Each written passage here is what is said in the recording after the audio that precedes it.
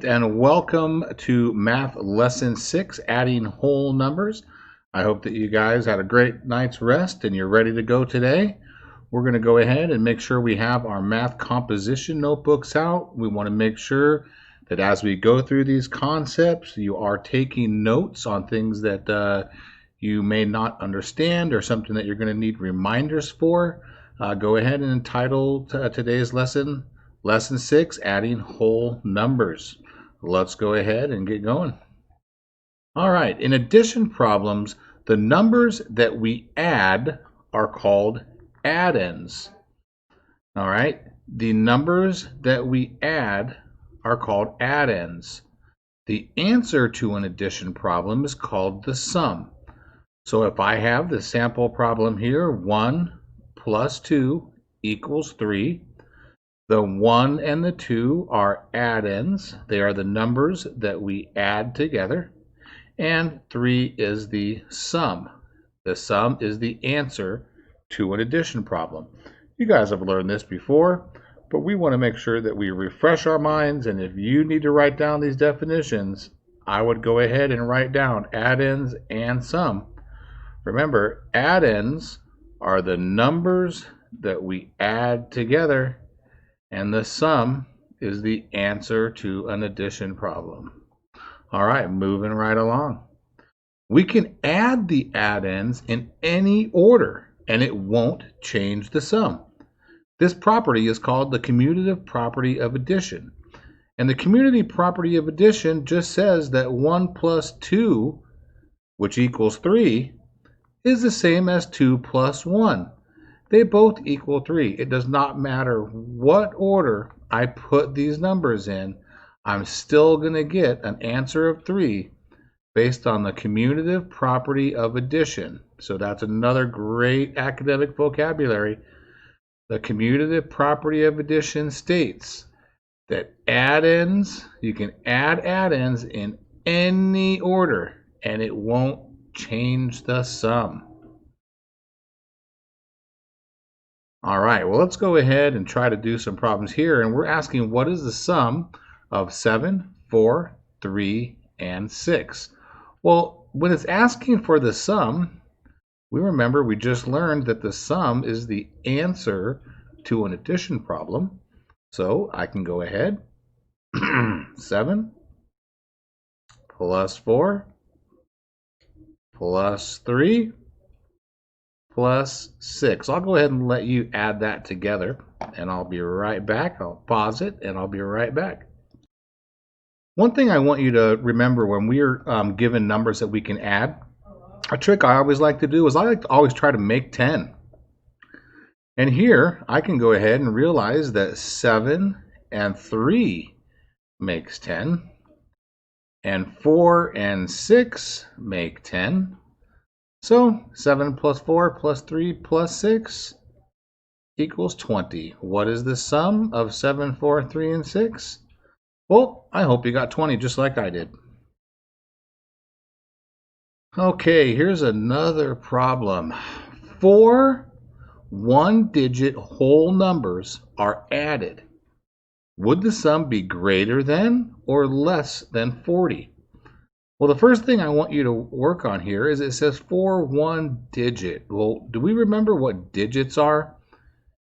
Digits are the numbers that we can use to create any number out there. And there are 10 digits.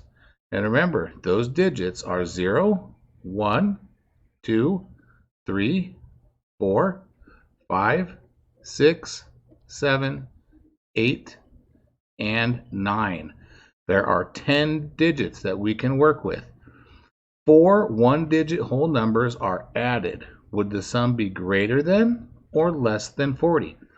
Well, let's take a look at the digits that we have to choose from. If I'm going to add 4 of these together, and I want to know if it's greater than or less than 40, which digit do you think I should probably choose? Well, I think we should go ahead and choose the largest digit, 9. So let's go ahead and find out what 9 is when we add it together 4 times. And I don't know if any of you learned the skip counting songs, but I sure like to sing them. They help me when I'm doing my multiplication. So what is 9 plus 9 plus 9 plus 9?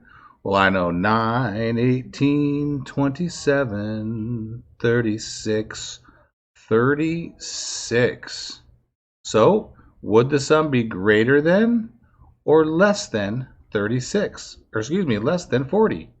Well, 36 is less than 40, so I know that it will be less than 40 because it equals 36. Moving right along. In math, we may add, subtract, multiply, and divide using algorithms. Now, algorithms is a big word, but it's nothing to be afraid of because all an algorithm is it's a step-by-step procedure for getting the answer. So we all are familiar with the addition algorithm. First thing we want to remember is set the problems up vertically. We're going to set the problems up vertically, up and down. We're going to line the numbers up at the right-hand side. Then we know we're going to add the ones, then we add the tens, then the hundreds, and keep going on. And we carry any answer greater than one digit to the next column, and then we add that number as well. So let's go ahead and do a couple practice problems using the addition algorithm. Say we had the number $468 plus $58. Well, the first step is we want to line the numbers up vertically, and we want to line them up on the right. So we would end up lining them up like this. Then all we do is we add the ones, the tens, and the hundreds, and if we have anything more than one digit, we carry it over. Well, let's see. 8 plus 8. Here's my ones column. 8 plus 8, well, that's easy. That's 16. But I can't put my 1 here. I need to carry my 1 over. Now I will go ahead and I will say 6 plus 1 is 7, and 7 plus 5, well, hey, that's going to give me 12, and I will carry my 1. 1 plus 4 is 5, and don't forget my dollar sign. The answer would be $526. I want to have you guys go ahead and try this one on your own. Go ahead and press pause. Go ahead and work this one out, and when you're done, press play. Okay, well, the first thing that I hope you did was you realized it's a lot easier to add numbers together if we line them up vertically. And when we line them up vertically, we can go ahead and add the ones, the tens, and the hundreds. And remember to carry over if we need to. 4 plus 5, well, that's easy. That's 9. 7 plus 5, well, that's going to be 12. And I'm going to have to carry my 1. And 1 plus 6 plus 5, hey, that's going to be 12. I'm going to go 1, 2, 3, comma me. The answer is 1,229. Is that what you got? I hope so. Okay, here we are. I think this is our first word problem of the year. And when I read a word problem, I really want to pay attention to what is said, and I usually like to visualize it in my head. What is happening? Visualize what's happening. Let's go ahead and read it together. It says Jamal had $462. Maria paid Jamal $160 for rent. How much money does Jamal have now? Well, Jamal started with $462. And Maria paid Jamal $160 for rent. When she pays him, she's actually giving him money, so he's actually gaining more money. So you may remember when we were learning, we had an algorithm that we learned before, and it's if you have some plus some more,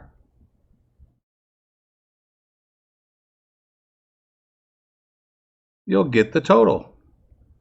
And it looks like Jamal actually had some money. He had $462. And Maria paid him $160 for rent. Go ahead and solve this. And then press play again. Press pause and go ahead and try this. Well, if I add my ones column, I see 2 plus 0 is 2. I see 6 plus 6 is 12. I'm going to carry my 1. 1 plus 4 is 5. 5 plus 1 is 6. And I do not want to forget my dollar sign. So how much money does Jamal have now? Well, Jamal has $622.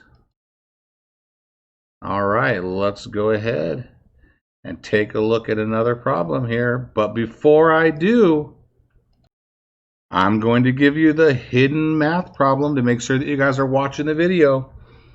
The math problem today, and all you're going to do, I'm going to ask you what is the answer to the math problem I gave you in the video. You're going to write down the answer only, okay? The problem is 13 plus 7 equals what? You want to remember to answer 13 plus 7 equals what? You're going to just write that answer when I ask for it in your quiz. Okay, here we go. Find each sum. Look for the combination of numbers that add up to 10. Well, remember before, I told you when I see more than a few digits, I like to see what I can do to make 10 first because it makes it a lot easier for me to add together. And I don't need to write them up vertically. I can look at this and say, boom, 6 plus 4, well, that's 10. Well, what is 9 plus 10? 9 plus 10 equals 19. There we go. Find each sum, look for combinations of numbers that add up to 10. I'd like you guys to do this one yourself. Go ahead and press pause, work it out, and press play when you're done.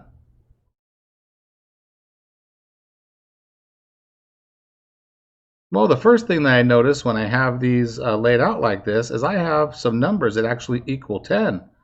I have 7 plus 3 equals 10. I have 6 plus 4 equals 10. So let's say 3 plus 7. Let's get rid of those because that's going to be 10. Plus, and I have 6 plus 4. Let's get rid of those because that's 10. And I'm left with my plus 5. Well, what is 10 plus 10 plus 5? Well, I think we all know that 10 plus 10 plus 5 equals 25. Good job if that's the answer that you got. And guess what, folks? That is it. You guys are going to go ahead and you're going to do the lesson 5 quiz that I put in our Google Classroom. Make sure that you write down the answer to the problem that I gave you earlier in the video, because I'm going to ask you what that answer is. I will be having, there'll be no Zoom meeting today, but I will be having a Zoom meeting tomorrow. If you do have questions, don't hesitate to give Mr. Brunig an email. Shoot me an email, and I can always meet you online and go through a little lesson with you one-on-one with a video chat. Thanks for doing the homework, and thanks for watching the video. Take care, guys.